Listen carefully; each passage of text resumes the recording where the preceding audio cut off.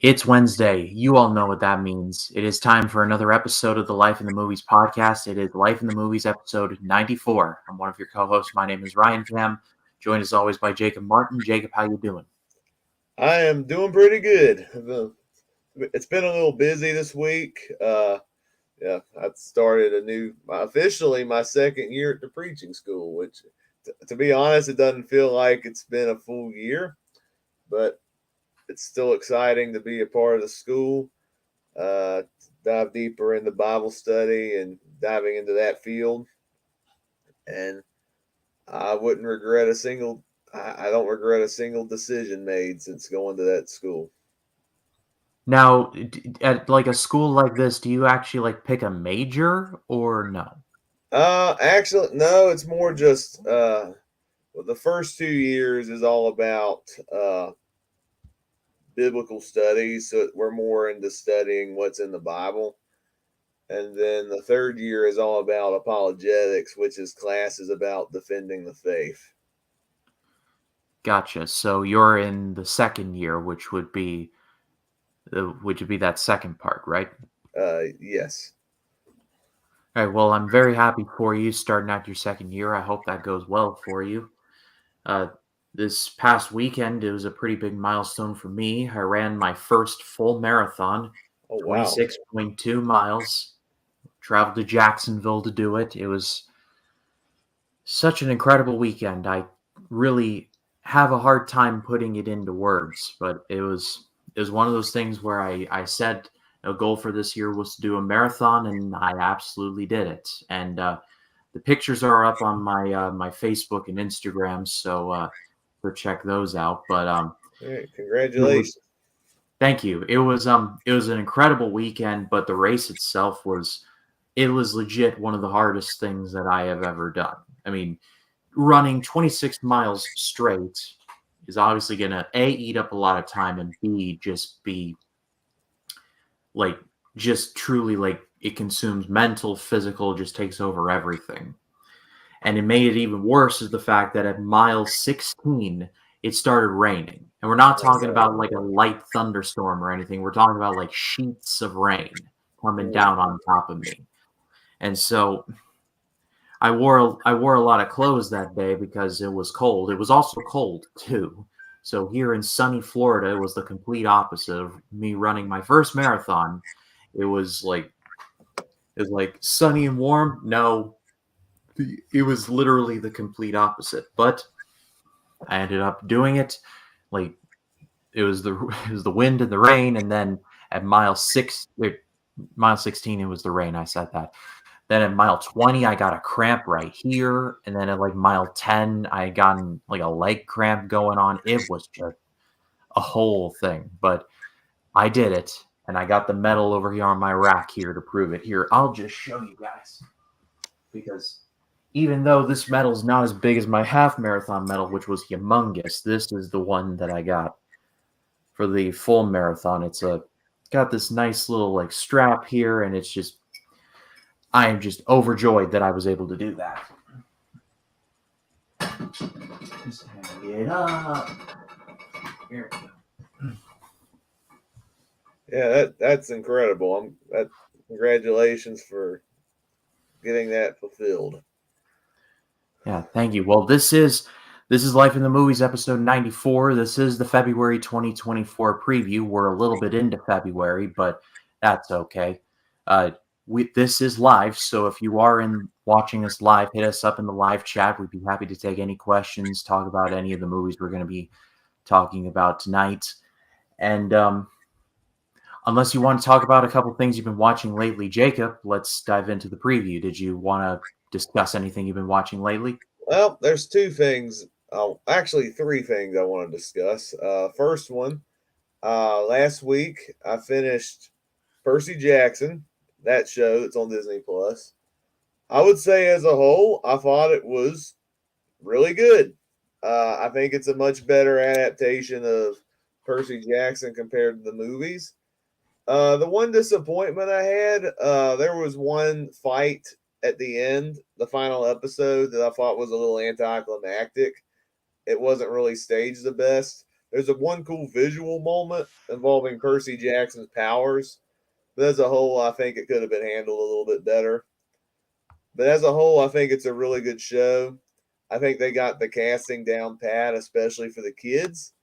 And I'm very much excited to see where they're going to take this series going forward.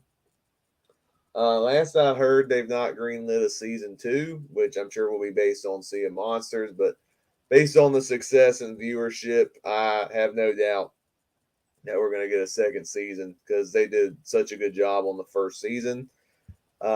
Also, when I visited my family this past weekend, and for some reason my sister wanted to watch Home Alone 3 of all movies. I have not seen that movie in a good number of years, so I decided to watch it just for the fun of it. To be honest, the movie's not as bad as I remember it being. Now, granted, I don't think it's that good of a movie, but it's more fun watching this movie, I would say, to kind of poke fun of how ridiculous the movie gets. This movie has a serious tonal whiplash because the movie starts and you have these international terrorists who are working for North Korea who are sent to intercept this military chip or whatever. So the plot of this movie feels like it's taken out of a Die Hard movie. And Yeah, then the and then it plot of the turns movie is into absolutely where they nuts. end up in Chicago because the kid ends up getting the chip out of some contrived circumstance, and he's home alone with the chicken pox, and the terrorists go into Chicago, break into people's houses, and then they realize they're being thwarted by a kid with a remote control car, and the kid ends up setting all the booby traps, and it gets really goofy after that. So it's very weird how this movie is set up. A part of me does kind of enjoy this movie. I think the kid actor, his name is Alex D. Lenz. I thought he was pretty solid.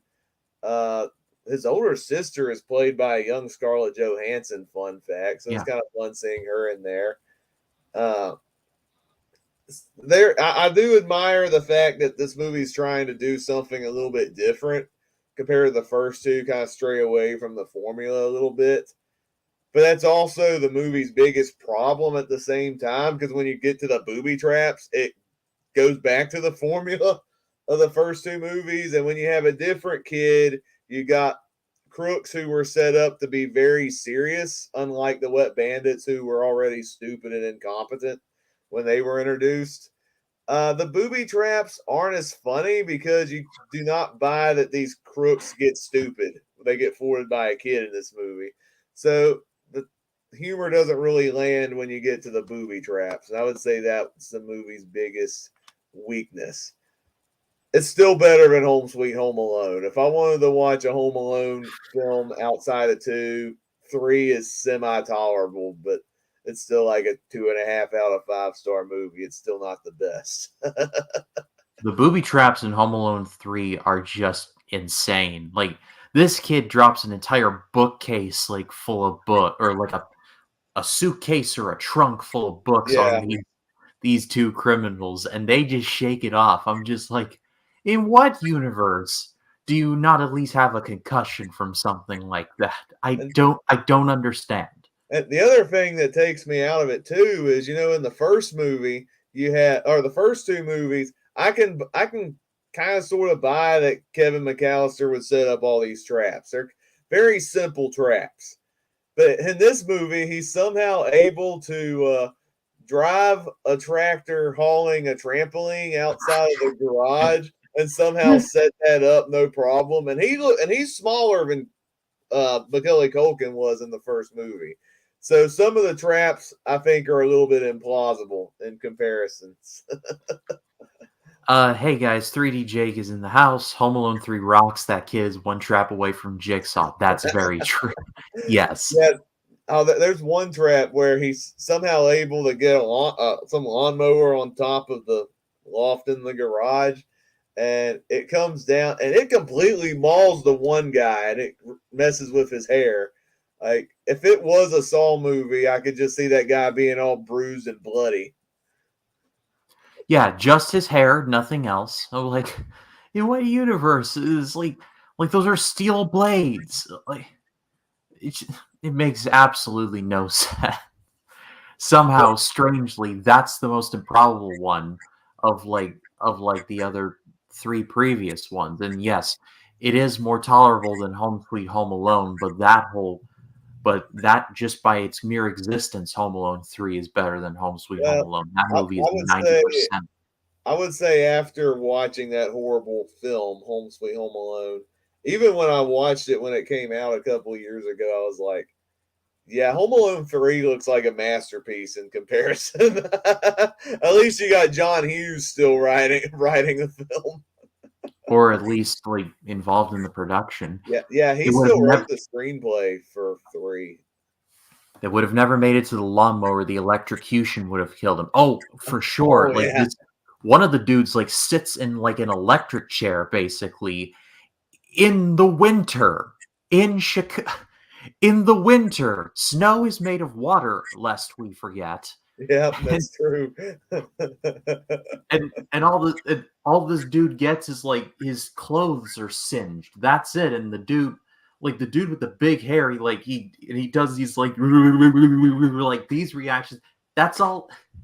That's all he gets from it is like like an explosion, and then he's like I'm all right. Like that's all he gets. Like I find wow. Also, I don't know if it's me, the fact that I can be a sucker for animals. One of the biggest laughs I got out of this movie was like the head crook gets trolled by a talking parrot. Like, what's going on, monkey butt? How you doing? And then he starts going, ban, Leroy. I'm like, how does this parrot know how to sing Jim Croce? Not even a parrot in the room, a parrot via voicemail.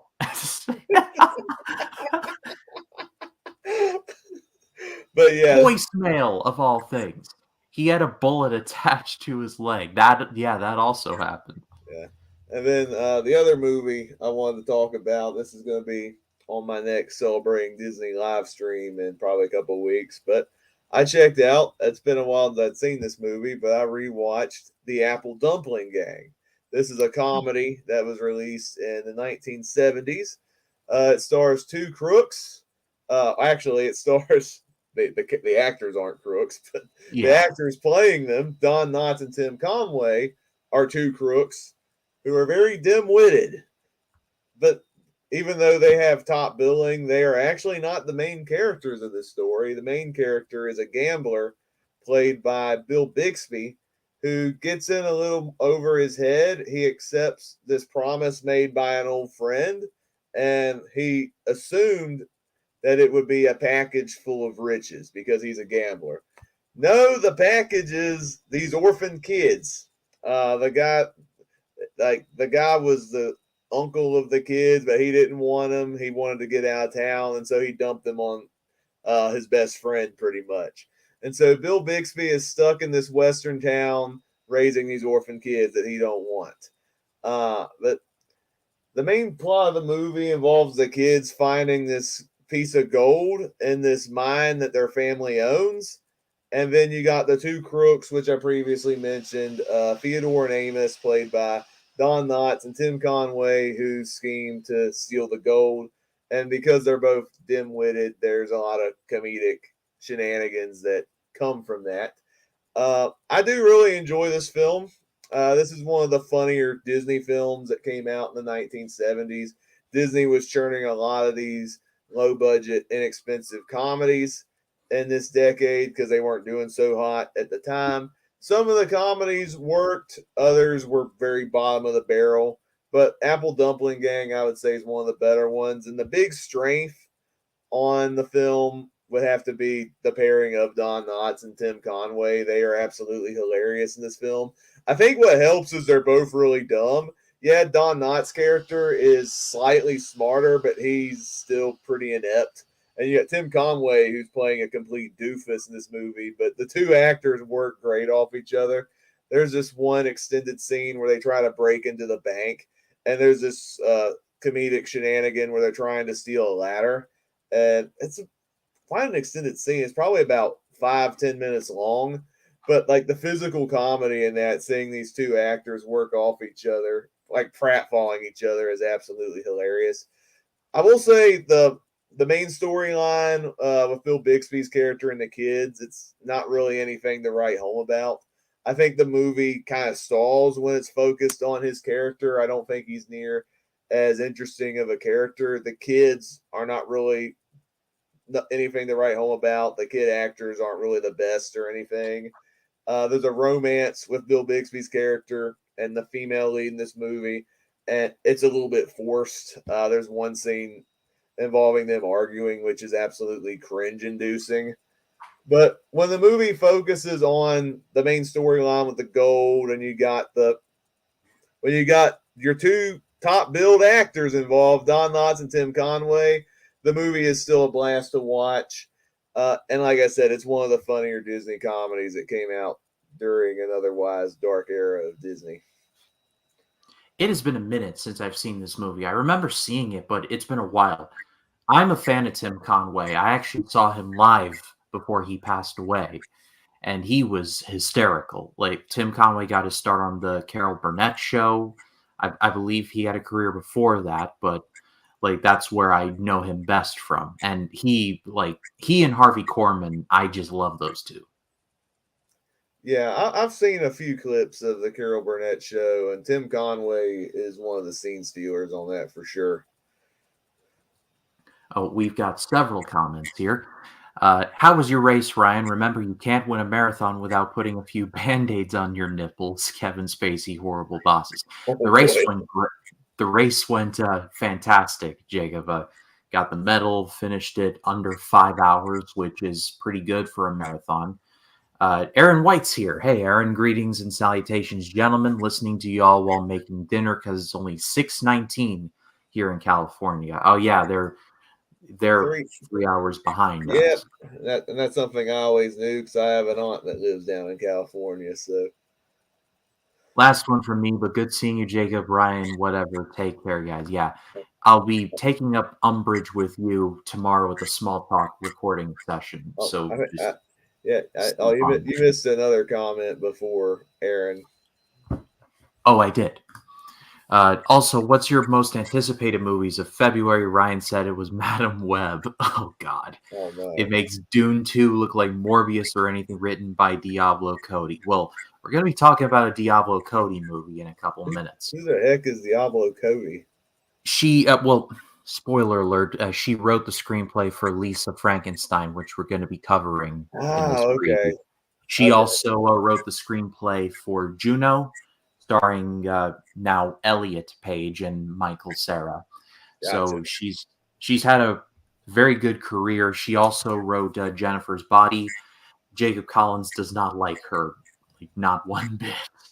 So you'll have to take that one up with him, but that's all I know. But for stuff that I've been watching, and I'll keep it pretty brief. I finished up the Showa era of the Godzilla films with Godzilla versus Mechagodzilla and Terror of Mechagodzilla. I don't know what it was, whether it was like after Godzilla versus Megalon, where Godzilla was teaming up with a robot named Jet Jaguar and throwing drop kicks. Toho was just like, okay, I think we need to go back to the drawing board here. And Mechagodzilla and Terror of Mechagodzilla are two of the better Showa era films. They're still cheesy and corny as all get out, but at that point in Showa, it was like just like do something creative with it, and they did. So I give them that. And then as of this stream, today dropped my review for the first Heisei Godzilla film, The Return of Godzilla, which was released in 1984. It was very much a back to basics. We're taking things pretty much back to what Godzilla was known for, being basically a product of nuclear war in Japan, very much an anti-war kind of message. The movie came out in 84, which was along the time the Cold War was still a thing, so it added a little more weight to it. And The Return of Godzilla, I thought was great. They basically, like I said, is a pretty much a return to form, a return to what Godzilla was known for. Because by the time the show era wrapped up, Godzilla was pretty much a cartoon character. So they stripped all that away. They ignored everything from the first Godzilla, or They ignored everything from Godzilla Raids Again onward. And they basically treated it like a standalone sequel, which I thought was just for the best. I haven't seen the other ones in the Heisei era yet, but I hear this era is very good, so I am very much looking forward to exploring more. Next up is Godzilla vs. Biollante, a giant plant monster. So hopefully they don't go the cheesy route with that. I'm sincerely hoping, but I'll check back in with those reviews as the time comes. I watched the 1976 King Kong, which Epitastic Joshua debuted on the channel for me talking about that review. Is glad to finally have him here on the channel. And the 76 King Kong is really solid. It's not as good as the 33 version, but really not many things are that good. I think the biggest compliment that I can give to the movie is that it went in a different direction. They tried to do, I guess, a bit more of a grittier route to it, and I appreciated that. So, a lot of monster movies that I've been watching lately. Yeah, you need to just rename your channel Monster Movie Madness. I mean, at this point, between Scary Mania and this, like I might as well be. I was considering doing something Ghostbusters related because Ghostbusters Frozen Kingdom or Empire Frozen Empire, I think is what it's called. was coming out this year, but I just didn't have the time for it. But Yeah.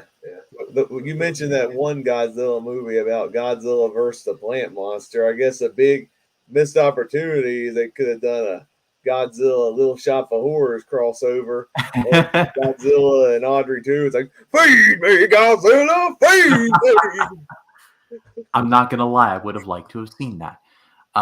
Willa Kimbo, hey guys, will you be watching the Bob Marley movie? Well, we're going to be talking about that in just a few minutes, but I'm thinking it looks pretty good. So I'm thinking I might be seeing it, but we'll cross that bridge in just a minute. But I pass it off to all of you. What have you all been watching lately? Let us know in the live chat or in the comments.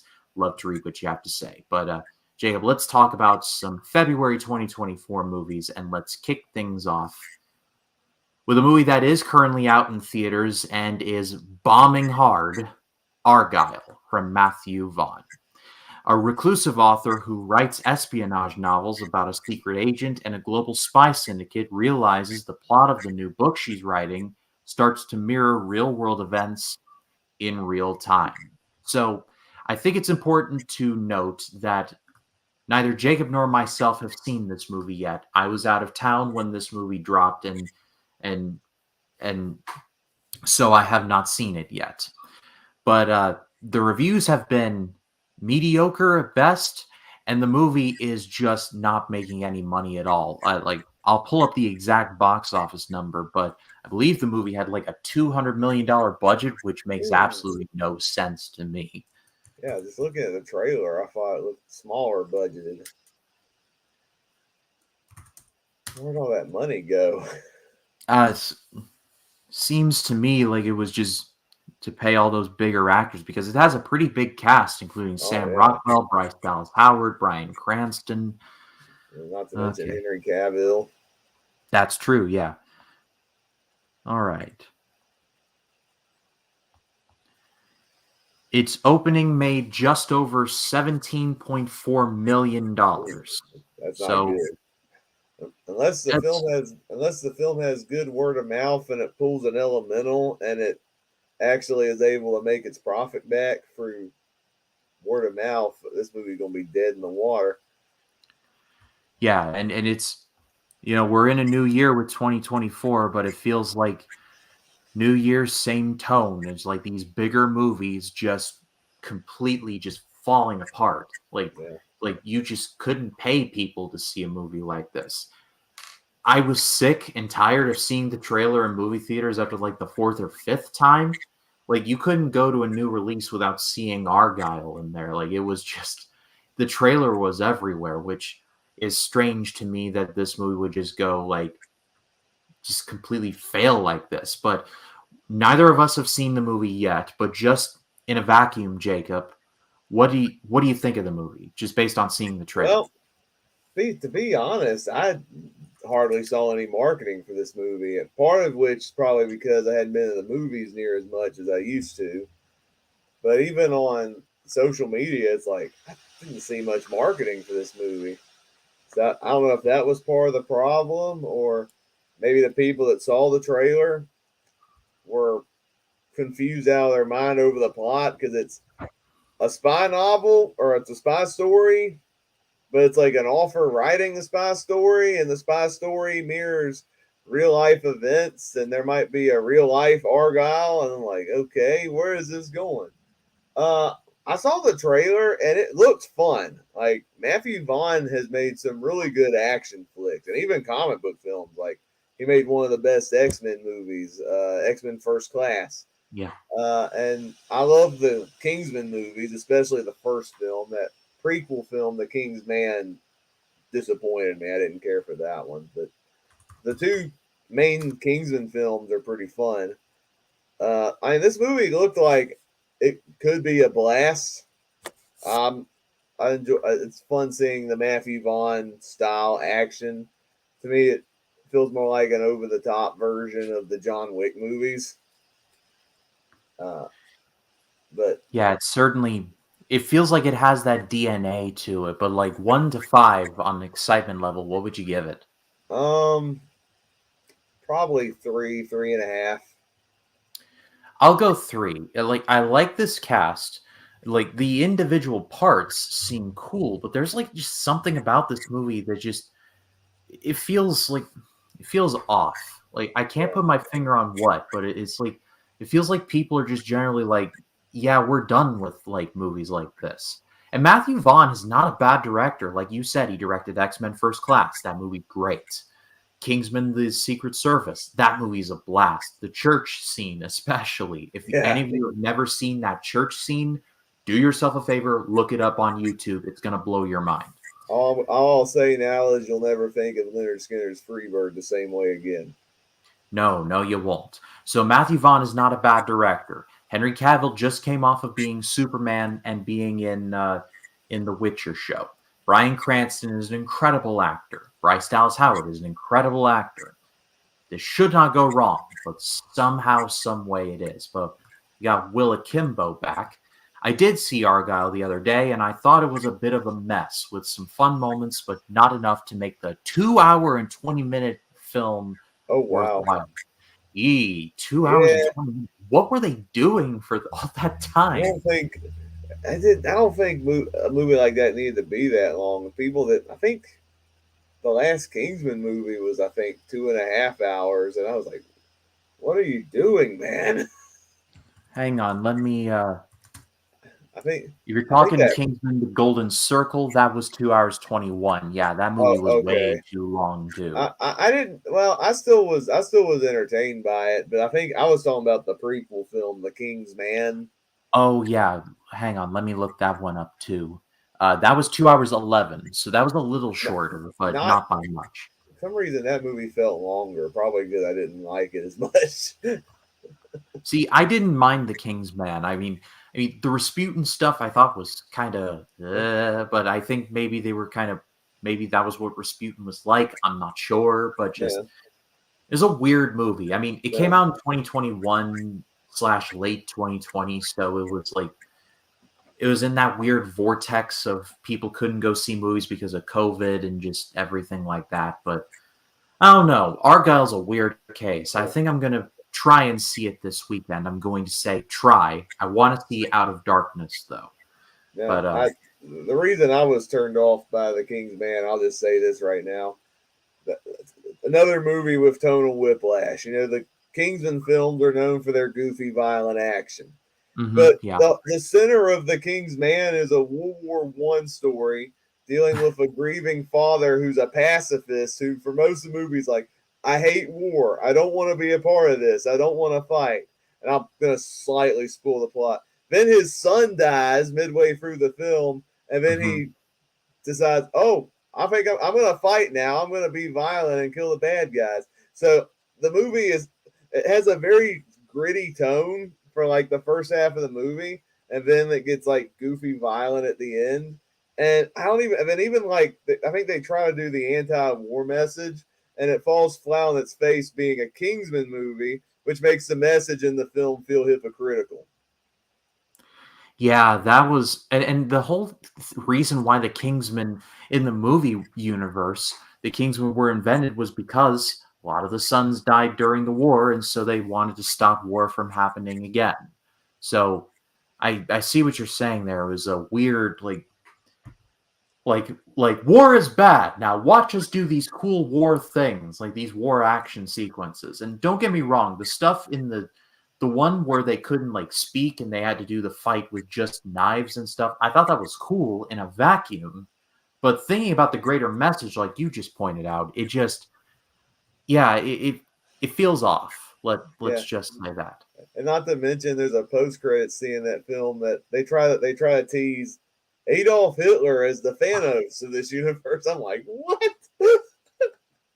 Yeah, something tells me that that's not going to go anywhere. But well, Will Akimbo has seen Argyle and thought it was kind of just it was a bit of a mess. But I passed off to all of you. Are you excited to see Argyle? If at all, let us know. But let's move on now to our next movie, Lisa Frankenstein, written by Jacob Collins's favorite writer Diablo Cody, and directed by Zelda Williams, the actual daughter of Robin Williams. Oh, Rest in peace. A coming of rage love story about a teenager and her crush who happens to be a corpse, as it happens. After a set of horrific circumstances bring him back to life, the two embark on a journey to find love, happiness, and a few missing body parts.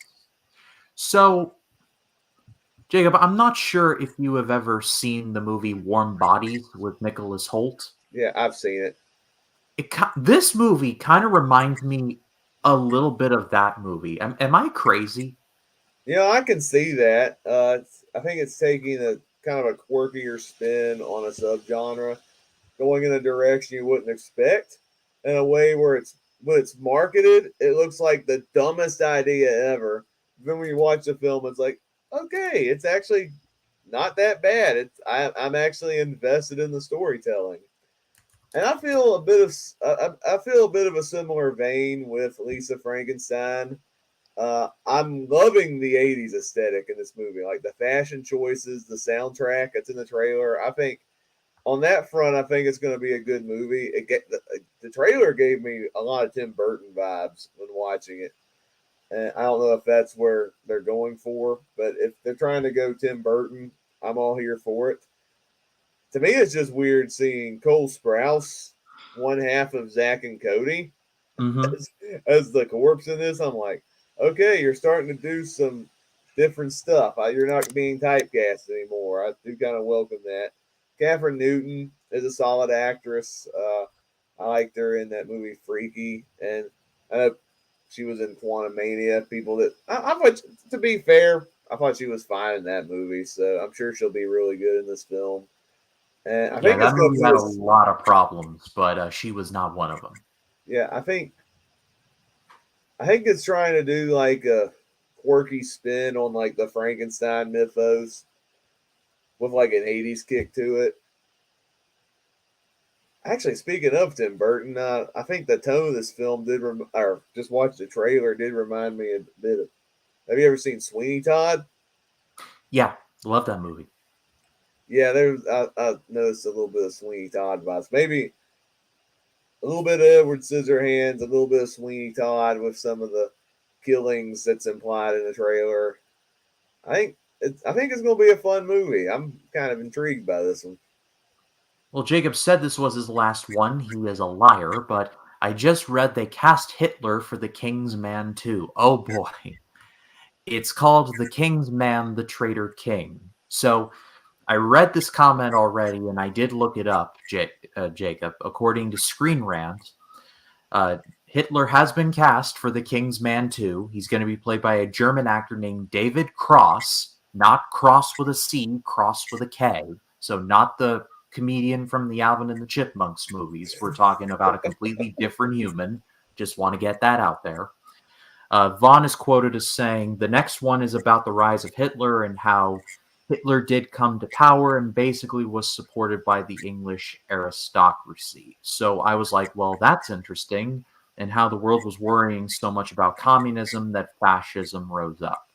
So it looks like the King's Man 2 is not only just a thing, it's not only definitely a thing, but they have their main villain cast for it. So Oh I boy. guess we'll just cross that bridge when we get there, I suppose. It's probably going to be played straight like the last movie, and I prefer the Kingsman films that are meant to be quirky, self-aware. You're not supposed to take seriously. Yeah, but what did you? But let's circle back to Lisa Frankenstein, Jacob. What did you think of the trailer? I mean, I'm intrigued by it. I think it's cool that a movie like this exists. I can see this movie being either a cult favorite or maybe a sleeper hit, and I hope it actually does get a little bit of traction. I'm actually real intrigued by this one. Uh, Call me crazy, Ryan. I think I'm gonna go 4 on this one. You know what? I'm gonna meet you there. Th- I vibe with this movie. I can't put my finger on why, but it's just like I said. It's kind of like Warm Bodies and Edward Scissorhands and Sweeney Todd. But I don't know. It just I have a good feeling about it. I guess. Like I said, I love Sweet Life of Zack and Cody, so I'm definitely going to see this movie to support my boy Cole Sprouse. But like I said, it feels like it's gonna be a good time. So this might be the one where like okay, like this might be the sleeper hit of the bunch we'll talk about. But let's move on from Lisa Frankenstein. If you are excited for that movie, let us know in the comments. But let's move on from one movie that might be fun and might have potential to a movie that is pretty much like dead on arrival, Madam Web. Cassandra Webb develops the power to see the future, of course. Forced to confront revelations about her past, she forges a relationship with 3 young women bound for powerful destinies if they can all survive a deadly present. So, this Jacob, do we even you look so ready to talk about this one. Oh boy, Sony, what are you Where do we doing? What even are you start? doing? um, Well, Will Akimbo, thank you so much for stopping by. I just noticed you followed me on Twitter and Instagram. I do appreciate you for that. But thank you so much. But so Madam Web, that's going to be the movie of the year, ain't it? oh boy, I can see. I have a feeling. See, I still never saw Morbius, but I can just imagine this movie being the next Morbius as far as poor box office, poor reviews, and just people memeing it to death. Like this movie doesn't even look like a movie that would be made in 2024. It looks like a rejected movie from what 2003 when comic book movies were struggling to get off the ground. Like the costumes look bad, the CGI looks bad. Like Dakota Johnson, I feel so bad for her. She had to endure 3 terrible 50 Shades of crap movies. She's trying to get out of that. I've seen her in other movies, and she's actually a good actress. And now she's going back into crap again, and people are going to say, "Oh, that Dakota Johnson, she's that 50 Shades of crap lady." Oh no, why does she keep being in these bad movies? I can see that happening to her once again, and people typecasting her as a bad actress. Because even like the dialogue, just even in the trailer, just like there was this. I'm gonna paraphrase because I didn't actually rewatch the trailer. The trailer was bad enough that one time. There was this one woman in the trailer who's like, "Oh, I remember being in the Amazon where all the spiders were doing their thing or something like that." And I'm like, "Who talks like this?" And it's supposed to be like a big plot point of the movie. What is this like? This movie, like, I feel like I say this sometimes, like, this movie feels like it was designed by committee. I feel like this movie was designed by Chat GPT. It's low key kind of adorable that Sony is still trying to bring like a cinematic universe to life. Of like, look, here are all of Spider Man's villains. Is Spider Man involved? No, but here are all of his villains. Yeah, Uh, it's okay. I don't think that's gonna work. I would rather see Spider-Man face these characters. Like, when are we gonna see Spider-Man face Venom again? Yeah, I would love to see Tom Hardy's Venom take on Spider-Man because that's good casting. But As of this stream, the movies haven't embraced that. And they want to do, oh, let's make Venom this like pocket character where like you think he's bad, but he's more of an anti-hero. as of this stream, the only movie we have gotten with Spider-Man legitimately facing Venom in a movie, I'm saying in a movie, is Spider-Man 3 all the way back in 2007, a movie that is 15 years old. And Spider-Man 3 is far from perfect, but I defend that movie quite a bit. I have a Yes, lot of love for that movie despite its problems, and it does well, have problems. the Venom aspect was the worst part, arguably. But at least Spider-Man fought Venom. Here it's like Venom exists in his own world and Spider-Man's doing MCU stuff, and there's like they might intersect or maybe not. It's like they either need to take a dump or get off the pot when it comes to this. And it just like you're introducing like I feel like they're doing with this Madam Web, they're doing Madam Web and they're trying to get like a Silver Sable and a Black Cat solo movie off the ground. And unless you played like the Insomniac Spider-Man game, you probably have no idea who those characters are. Lord knows I don't. Yeah, I So think I think it's the Black Cat character, but I just saw her costume and it gave me Catwoman 2004 flashbacks. It was that bad. that's not the movie you want to be compared to. That's all I will say. And I let me just say that I think like when people like say that like this is the worst superhero movie ever, they haven't seen movies like Spawn or Fantastic because those are legitimately the worst. This movie just feels plain like forgettable. It just feels like it was greenlit back in like 2019 or 2020 and they're just now releasing it in theaters. They finally finished it. Aaron White's back. Spider-Man 3 is my favorite and will defend it, and I'm not even a Spider-Man fan. Yeah, Aaron's Yeah. more of a DC guy, but Well, to be fair, Spider-Man 3's got all the good memes. that is very true, yes. But 1 to 5, Jacob, or are you just gonna give One, it a 1? one. Yeah, you want to go 0? Well, I would go 0, but I don't think it'll be the worst comic book movie of all time. Like you said, I think there's Yeah, prediction I wise, I agree. think there's still worse comic book movies than Madam Web, but I could be wrong. Yeah, I agree. Well, 1 out of 5. Let's now move on. We've got a couple more left. Let's move on now to Bob Marley, One Love, the story of how reggae icon Bob Marley overcame adversity and the journey behind his revolutionary music. So, Bob Marley's getting the music biopic treatment. And, Jacob, you've been reviewing a lot more music over on your channel. Do you have any strong feelings on Bob Marley? I mean, I'm not like a diehard fan of Bob Marley, but I'm familiar with his biggest hits, and there's some good songs he has. I guess Three Little Birds is a near one of mine, Yeah, I but mean, it's the song that everyone knows him for, but One Love is legitimately like a really good song. yeah, that one too. And Don't Worry About a Thing, which I heard first from I Am Legend because that's the song that Will Smith bathes his dog to, like, don't That, worry about a thing. that's Three Little Birds. Oh, it is? That's the song, Three Little Birds. Oh, I had no idea it was titled that. I learned Yeah, something new today. that's like two movies Will Smith was involved in with that song, I Am Legend and then Shark Tale. But speaking of Will Smith, this movie is directed by Reynaldo Marcus Green, who directed King Richard, which Will Smith won his Oscar for, and nothing else. Nothing else is tied to that movie, none whatsoever. But Reynaldo Marcus Green is also a pretty big into television. He's directed a lot of TV, so clearly this dude is pretty seasoned. Just based on this trailer, what did you think? To be honest, I've seen this trailer a couple times.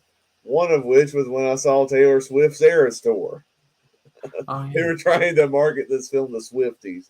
I don't think Swifties and Bob Marley fans are compatible. I'm just saying. No, no, not really.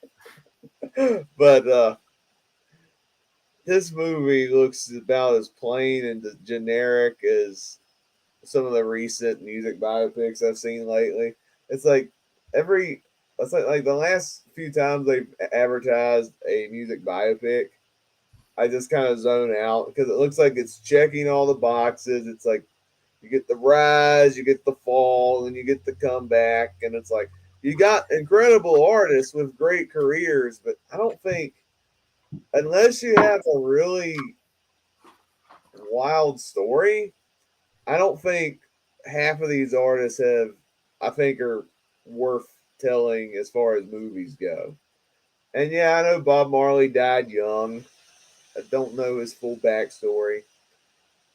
I could change if I see the movie, but just watching it from the trailer, it's like this movie looks just about as plain and disposable as like some of the recent biopics have been getting. Like the Aretha Franklin one didn't stand out to me, or the Whitney Houston one didn't stand out to me, and it's the same thing with Bob Marley.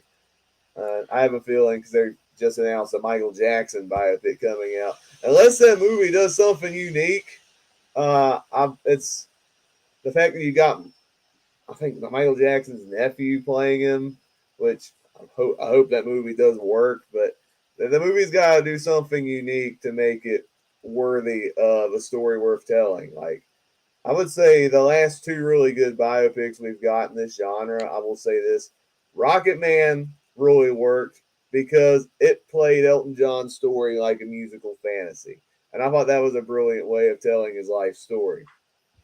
And I thought Boz Lerman did a fantastic job directing Elvis. He brought his quirky style into Elvis's life, and it stood out because of that.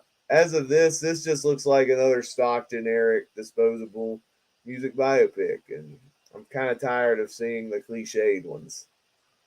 You know, it's getting to the point now where when I hear one of these biopics announced, I'm like, I kind of cringe because there are legitimately some very interesting and fascinating musicians who deserve movies about their life, like Kurt Cobain. I'll just throw that name out there. I mean, the dude formed Nirvana. It was like he's kind of like a dying star, like almost. He came and then sadly he went, and sadly he's no longer with us. But I feel like there's a lot you can unpack with a story like that.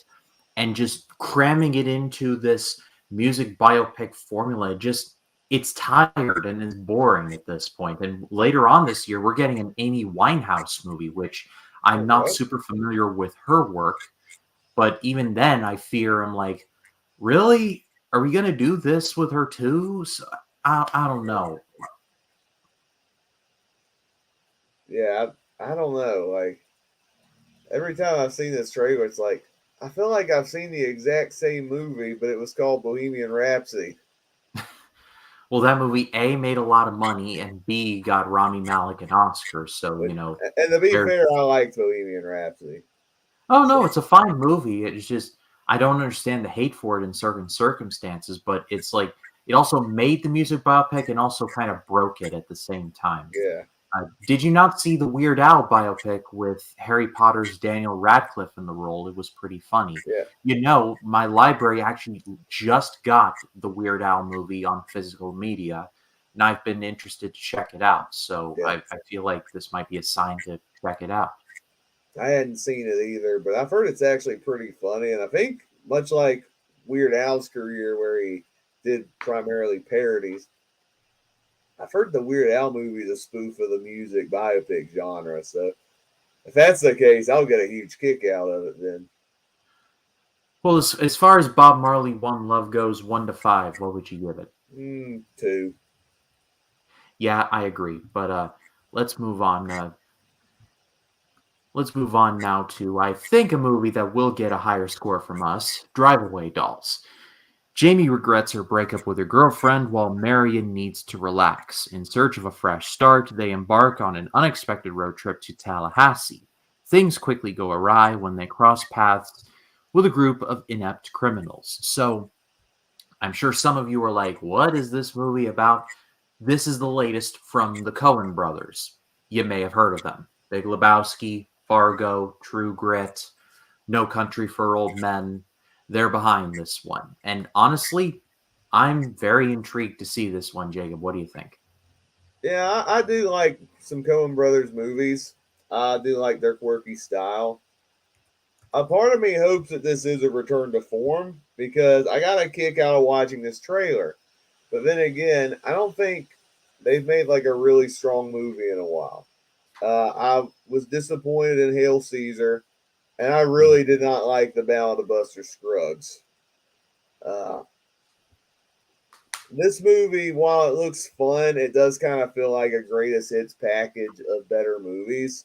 Like the two women on the run, that's like Thelma and Louise, and Mysterious Box, Pulp Fiction. I know these aren't Coen Brothers movies, but I'm like, okay, it looks like it's like taking snippets of other movies and making like a greatest hits movie out of it. And and then there's the quirky characters. I wonder if the movie's trying to harken back to like some of their earlier films, like Raising Arizona and Fargo. Maybe trying to harken back to that. Uh, I have a feeling it's going to be entertaining, but not top tier, just from watching the trailer. I'll give it the benefit of the doubt though, because it's Coen Brothers and they have a great track record. But I feel like this is one of those. It's like I feel like the Coen Brothers are past their peak, and I think this movie's probably going to be in the mid tier range, if I'm being honest. I'm willing to give it a 3 only because of their past work, but I am inclined to agree because Hail Yeah, Caesar was not great. Like a loaded cast, like a beautiful like looking movie, but man, they like talk about one that was just like all over the place with what they were trying to go for. So, and then didn't see Ballad of Buster Scruggs, but from this trailer, I'm gonna give it a 3. I think it yeah, does look fun. I'm going 3 as well. But we just have a couple more left, but let's move on now to a movie that's been delayed, but finally seems to be getting a release. Ordinary Angels. Inspired by the incredible true story of a hairdresser who single handedly rallies an entire community to help a widowed father save the life of his critically ill young daughter. So, this movie is going to be from the Kingdom Story Company, who produced movies like Jesus Revolution, is directed by John Gunn, who directed, he was an executive producer on movies like Jesus Revolution and American Underdog. He also wrote the screenplay for those, and is going to be written by Kelly Fremont Craig, who not only wrote the screenplay for last year's Are You There, God? It's Me, Margaret, but also wrote the screenplay for The Edge of 17. Also, the movie stars Hilary Swank. We all know who she is, and it stars Alan Ritchson, who is currently Reacher on Amazon Prime. So there's actually some good elements here. Jay, what did you think? Yeah, I would agree. There are some good elements here. The casting, the people who are producing it, I think Kingdom Story Company, as far as faith based movies, I would say they have a good track record. I can only imagine it's a great film, especially the ones directed by the Irwin brothers, because I really love that film. I really liked American Underdog. Jesus Revolution was all right. I didn't think it was as good, but it still had some great elements in it, especially casting wise. I think this one looks like it's going to be another feel good story where you have uh, something terrible that happens, and then you have people rallying together to help uh, save this child, and I think prayer is also involved as well. Hilary Swank, I haven't seen her in movies in a good while. I know she was big in like $1 Million Baby and was excellent in that movie. I'm sure she'll be excellent in this movie. I feel like the trailer gave away the plot, even the whole plot, even though it's based on a true story. But I, but I think it's gonna bring the right people to see the film in theaters. I'm sure the film's going to make a decent profit. And I think it's going to be a solid movie. I'm going to go 3.5 on this one. Yeah, I'll meet you there. I'm kind of pulling for this one because of who all is involved in this, and I've said on many a stream that if it's Kelly Fremont Craig, I will be there. And Kelly Fremont Craig is writing the screenplay for this, so I'm going to be there. But let's close things out, Jacob. You're taking a look at a Netflix film called Mea Culpa, written and directed by Tyler Perry, so we all know what we're dealing with this one. Follows an ambitious criminal defense attorney that, in his aspiration to be named partner, takes on a murder case of an artist. So, Jacob, what did you think? This looks crap. uh, yeah, just watching the trailer, it's like, yeah, it's probably why I've never seen a Tyler Perry film. When I gave you the list, I only picked it because of who directed it, just so I can share my 2 cents. This just looks like I don't know how to describe this. This looks like I don't know, 50 Tyler Shades of Perry Grey movie. for middle-aged women. I don't know, middle-aged black women. I don't know. It's going to be for someone, I know that. But I don't know how to describe it. This out of all the trailers, this is the one where like nothing stood out to me. I was just watching. I'm like, has Tyler Perry ever made a good movie? I don't know. I don't know if I want to know because the Medea movies, I never cared to see those, and I think he's made serious movies, but they just look very disposable. So I don't know. Uh, give it like a 1. Yeah, one. Aaron's back. Ordinary Angels will be a date night movie for my wife Jessica and I. Well, I imagine that'll be a very nice evening. But yeah, that's it for the month of February. It's looking like it's going to be a bit of another dry month Yeah, with some exceptions, yeah. hopefully. This But this movie didn't stand out to you either. no, not really. No. Okay. Well, March I hope will be better. We got Doom Part 2. I mean that's a given, obviously. But I pass it off to all of you. Is there any movies that you're looking forward to in the month of February, or really anything media wise that you're looking forward to in February? Let us know in the comments. Love to read what you have to say. But Jacob, it's always fun to do this with you every week. Fun to do these previews with you. Thank you for compiling this list. But tell the people where they can find you. They can find me on Letterboxd, Twitter, and Facebook, and of course, you can subscribe to my YouTube channel.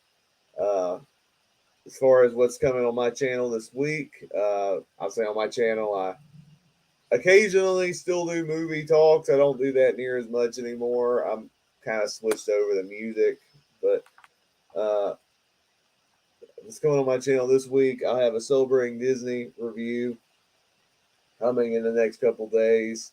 Because we'll be reviewing the infamous Inspector Gadget, which is, I Yeah. would say, is one of the worst Disney movies ever made. It might be their worst comedy, but you have to watch that review and find out if you missed the last sobering Disney live stream because it's taken from that live stream I did several weeks ago.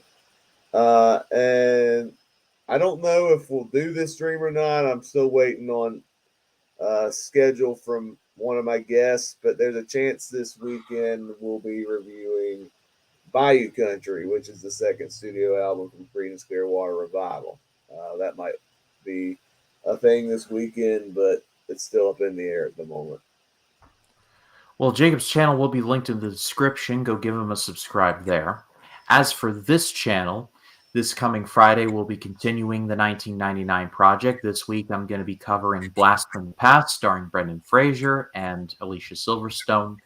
Message in a Bottle, starring Kevin Costner and Robin Wright, then known as Robin Wright Penn.